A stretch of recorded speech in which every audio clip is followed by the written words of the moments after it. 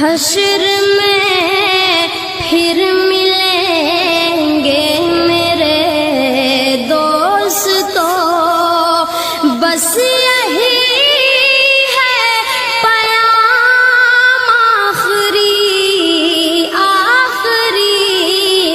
حشر میں پھر ملیں گے میرے دوستو،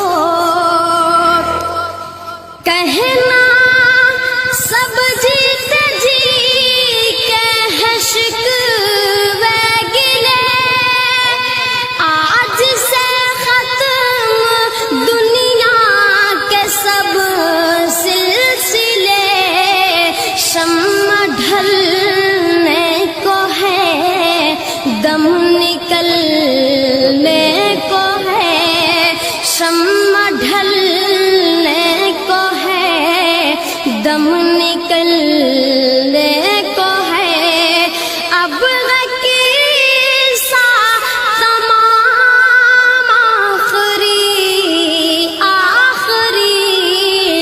حشر میں پھر ملیں گے میرے دوستو، مجھ کو نہلا کے پہنا دیے ہیں کفن، رو چکے مل کے ماں باپ بھائی بہن، موت بھی دوستو آج حیرت میں ہے، موت بھی دوستو آج حیرت میں ہے، ہو چکا انتظام آخری، حشر میں پھر ملیں گے میرے دوستو، خوشبو میں کفن کو بسانے لگے، میری میت کو دلہن بنانے لگے، دوستو اب اٹھاؤ جنازہ میرا، دوستو اب اٹھاؤ جنازہ میرا، بس یہی ہے مقام آخری،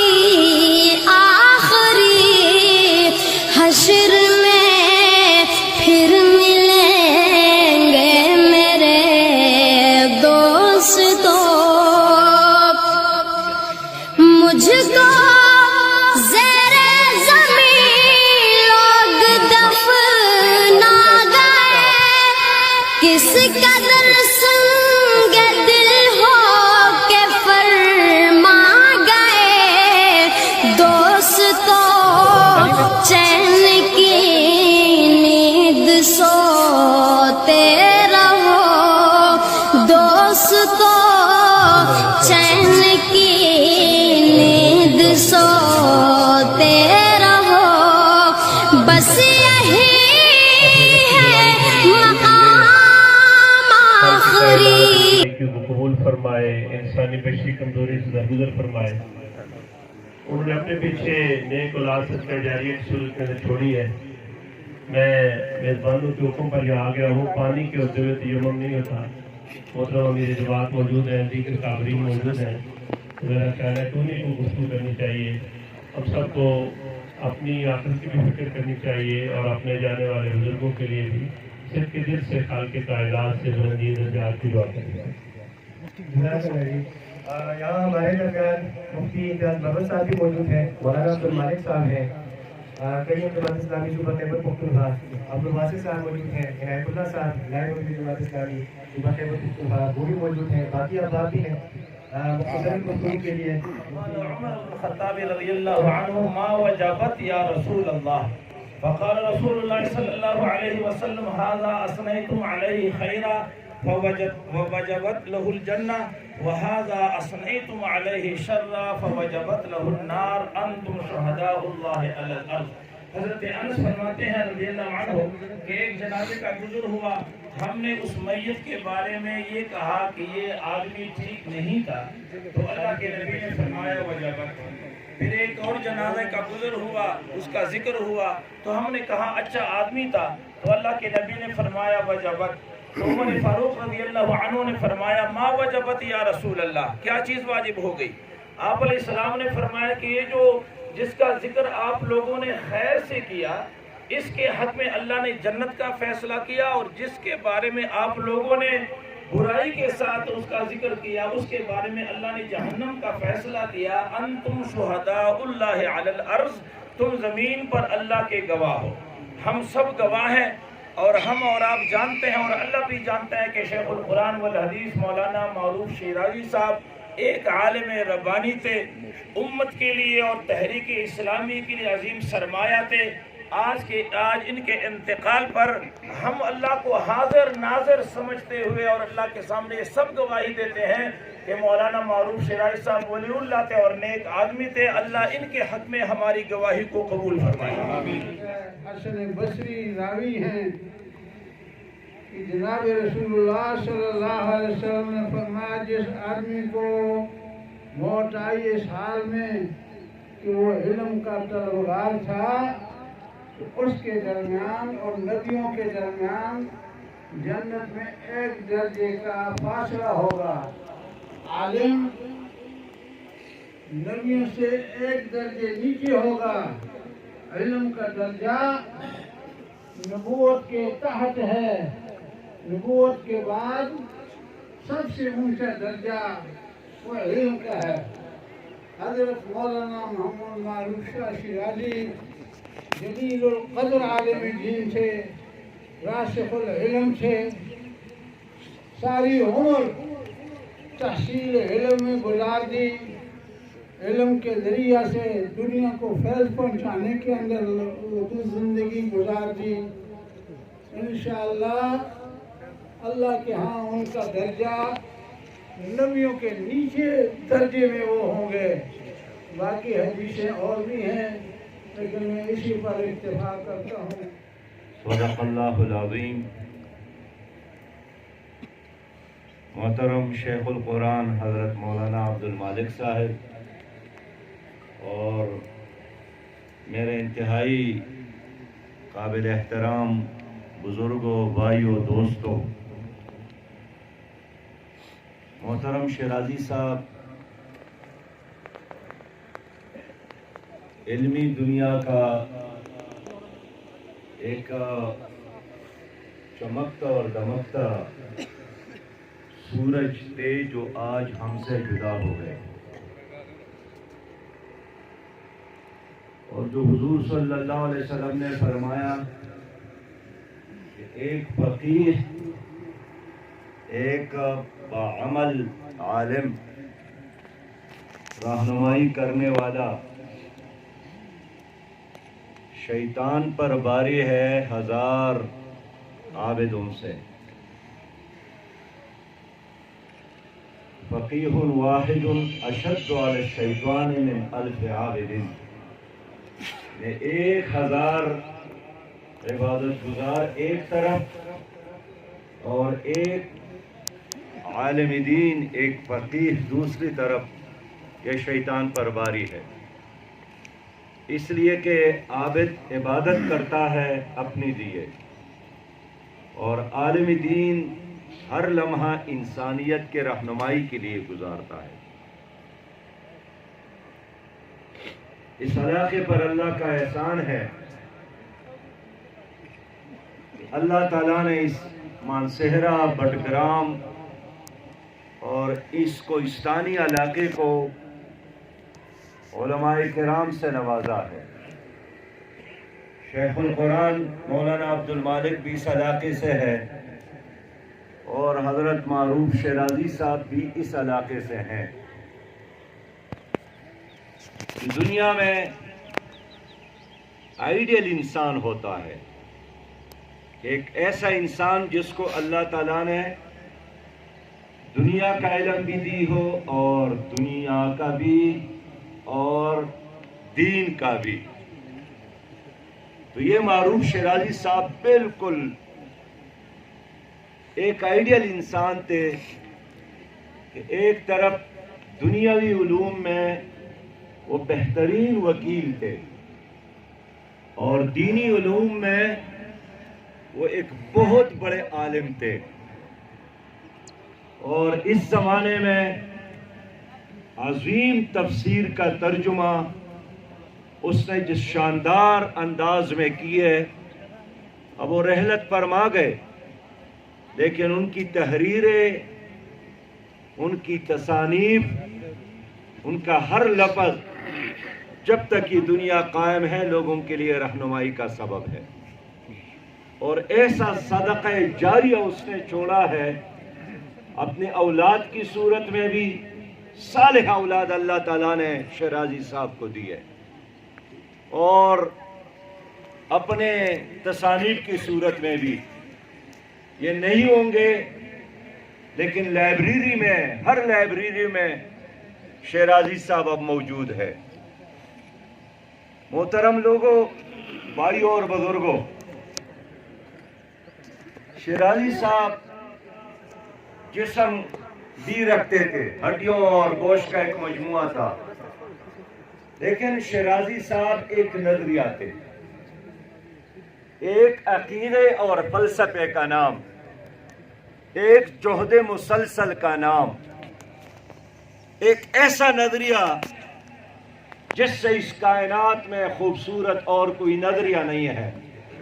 وہ کیا نظریہ ہے؟ وہ ایک ایسا نظریہ ہے جس کے لیے اللہ تعالیٰ نے دنیا میں آدم صفی اللہ کو بھی بھیجا تھا، ابراہیم خلیل اللہ کو بھی، موسیٰ کلیم اللہ کو بھی، عیسیٰ روح اللہ کو بھی، محمد الرسول اللہ بھی اس نظریے کے لیے آئے تھے کہ لوگوں، یہ دنیا اللہ تعالیٰ نے اور یہ کائنات اللہ تعالیٰ نے، یہ انسان اللہ تعالیٰ نے پیدا کیے ہیں. آپ کو اللہ تعالیٰ نے اس دنیا میں آزمائش کے لیے بھیجا ہے اور اپنی زندگی بھی اللہ کے احکامات کے مطابق گزارو اور ایک ایسا نظام بنا لو جس میں اللہ کے نظام کے مطابق انسانوں کے لیے زندگی گزارنا ممکن ہو جائے. خیر کے علمبردار تھے، حق کے علمبردار تھے، پاکستان میں اسلامی نظام کے علمبردار تھے، نبی مہربان صلی اللہ علیہ وسلم کی لائی ہوئی شریعت اس کا نفاذ چاہتے تھے. یہ اس کا نظریہ تھا. وہ چاہتے تھے تو موجودہ سیاسی دنیا میں اپنے لیے کوئی بڑی جگہ اور کوئی دنیا کے نظر میں بہتر مقام بھی بنا سکتے تھے، لیکن اس نے انبیاء کے نقش و قدم پر چل کر اس ملک میں اسلامی نظام کے لیے جدوجہد کی. اپنے بچوں کو بھی اس جدوجہد کے لیے تیار کیا، اس ٹریک پہ ڈالا اور الحمدللہ اب اس خاندان کا ہر فرد اس ملک میں اسلامی نظام کا علمبردار ہے. میں آخری بات کرنا چاہتا ہوں، لوگوں، دنیا تو چلی جائے گی، ختم ہو جائے گی. قیامت میں لوگ قومیتوں کی بنیاد پر نہیں اٹھیں گے کہ گجر برادری ہے، یہ سواتی برادری ہے، یہ سید برادری ہے. نہیں نہیں، قیامت میں لوگوں کو اٹھایا جائے گا نظریے کی بنیاد پر.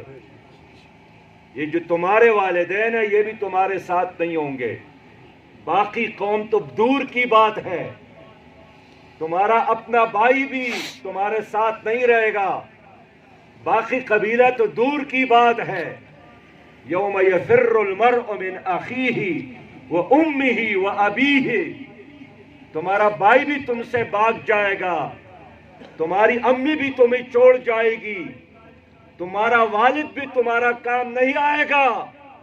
یہ جو ہم کہتے ہیں ہمارا قبیلہ اور ہماری قوم، یہ تمام افسانے یہاں رہ جائیں گے، ادھر آپ کو اٹھایا جائے گا نظریے کی بنیاد پر، عقیدے کی بنیاد پر۔ اس طرح اعلان ہوگا موسیٰ علیہ السلام کے لوگ اس طرف اور فرعون کے لوگ اس طرف۔ اس طرح اعلان ہوگا کہ ابراہیم کے ماننے والے اس طرف اور نمرود کے ماننے والے اس طرف۔ ابراہیم علیہ السلام جس کا امام ہو، یوم ندعو کل اناس بامامہم، لوگ اپنی لیڈر کے ساتھ اٹھائے جائیں گے، امام کے ساتھ۔ امام مسجد کا امام نہیں، اس کا کیا اختیار ہے؟ امام وہی ہوتا ہے جس کو آپ نے اپنے ملک کا اختیار حوالہ کیا ہے، جس کے آرڈر پر فوج، پولیس، جس کے مٹھی میں آپ کا خزانہ، آپ کے فیصلے، وہی آپ کا امام ہے۔ اس لیے یہ نہیں ہو سکتا کہ آپ دنیا میں یزید کے صف میں کھڑے ہیں اور قیامت میں آپ کو اٹھایا جائے گا امام حسین کے صف میں۔ میرے دوستو، یہ جو چلتے سورج کے پجاری ہے، یہ جو ہر اقتدار کے آگے سجدریز لوگ ہیں، یہی فلسفہ ہے یزید کا ساتھ دینے والے، کہ وہ غالب ہیں، ان کی فوج موجود ہے۔ لیکن آپ کو یاد ہے کہ میدان کربلا میں امام حسین ایک طرف کھڑے تھے، 72 لوگ ساتھ تھے، اور یزید نے ایک آدمی کو فوج کا سالار مقرر کیا تھا، حرس کا نام تھا۔ جب وہ آمنے سامنے ہو گئے تو آگے بڑھے، پھر پیچھے ہٹے، پھر آگے بڑھے۔ لوگوں نے حرس سے پوچھا، جو جنرل تھا، کہ آپ کیا کر رہے ہیں؟ آپ کو تو ہم نے جنگوں میں دیکھا ہے۔ انہوں نے جواب دیا کہ میں جنت اور دوزخ میں سے ایک کا انتخاب کر رہا ہوں، کہ امام حسین کا ساتھ دوں جو اس وقت اقلیت میں ہے، یا یزید کا ساتھ دوں جس نے مجھے کمانڈر مقرر کیا ہے۔ اور پھر تکبیر کا نعرہ لگاتے ہوئے امام حسین رضی اللہ تعالیٰ عنہ کے خیمے کی طرف چل پڑے اور ان کے قدموں میں بیٹھ کر ان سے پوچھا کہ اگر آج میں نے یزید کی فوج کو چھوڑ کر آپ کے قدموں میں شہادت پائی تو اللہ تعالیٰ میرے گناہوں کو معاف کرے گا یا نہیں؟ امام حسین نے ان کی مغفرت کے لیے دعا کی اور وہ اپنی فوج کے سالاری چھوڑ کر امام حسین رضی اللہ تعالیٰ عنہ کے صف میں کھڑے ہو گئے۔ تو لوگوں، یہ نہیں ہو سکتا کہ اللہ تعالیٰ نے آپ کو حق اور باطل کا تمیز نہ دی ہے، شعور نہیں دی ہے۔ لا اکراہ فی الدین، اس وقت کوئی جبر نہیں ہے کہ آپ حق کے ساتھ ہیں یا باطل کے ساتھ ہیں، لیکن وقت آئے گا کہ اللہ تعالیٰ کی طرف سے اعلان ہوگا کہ جنہوں نے حق کا ساتھ دیا ہے وہ اس طرف، اور جنہوں نے حق کا مقابلہ کیا ہے اس طرف۔ تو شیرازی صاحب کا نعرہ یہی تھا کہ زمین اللہ کی ہے، مخلوق بھی، تو اللہ کی زمین پر، اللہ کے مخلوق پر اللہ کا نظام چاہیے۔ آج بھی اس کا یہی نعرہ آپ کے لیے ہے کہ لوگوں، میں تو جا رہا ہوں لیکن پاکستان نظریے کے بنیاد پر بنا تھا، اور 74 سالوں سے یہاں جرنیلوں نے حکومتیں کی ہے، پارٹیوں نے حکومتی کی ہے۔ کسی جرنیل اور پارٹی لیڈر جس کو اللہ نے اختیار دیا ہے، اس نے یہاں لا الہ الا اللہ محمد الرسول اللہ کا نظام نافذ نہیں کیا۔ ان کی وصیت یہی ہے کہ لوگوں، اللہ کی دین کے لیے کھڑے ہو، اللہ کی دین کا ساتھ دو، اللہ کی دین کو غالب کرو، اللہ کی دین کے غلبے کے لیے جدوجہد کرو۔ یہ وصیت ان کی اولاد کے لیے بھی ہے، اور یہ وصیت آپ تمام مسلمانوں کے لیے ہے۔ اللہ تعالیٰ سید معروف شاہ شیرازی صاحب کی کاوشوں کو जद्दोजहद को कबूल फरमाए। वाखिर दावाना अल्हम्दुलिल्लाह रब्बिल आलमीन। जिला रावलपिंडी से बहुत बड़ी तादाद में लोग आए हैं, ज़िला मानसरा से और यहाँ इस इलाके के बहुत सारे मुअज़्ज़िज़ीन और आप तमाम हज़रात यहाँ तशरीफ़ लाए हैं। मैं आप तमाम साथियों का शुक्रिया अदा करता हूँ। कैप्टन शिराजी साहब के पेज के जो भी एयर चीफ यहाँ से रिटायर हुए हैं, तशरीफ़ लाए हुए हैं, तो उनका भी शुक्रिया अदा करते हैं। जमात मोहतरम और सारे लोग यहाँ तशरीफ़ लाए। हश्र में फिर मिलेंगे मेरे दोस्तों, बस यही है पयाम आखिरी। हश्र में फिर मिलेंगे मेरे दोस्तों, कहना सब जीते जी के है शिकवे गिले, आज से खत्म दुनिया के सब सिलसिले। शम्मा ढलने को है, दम निकलने को है, शम्मा ढलने को है, दम निकलने को है। अब की सा तमाम आखिरी हश्र में फिर मिलेंगे मेरे दोस्तों।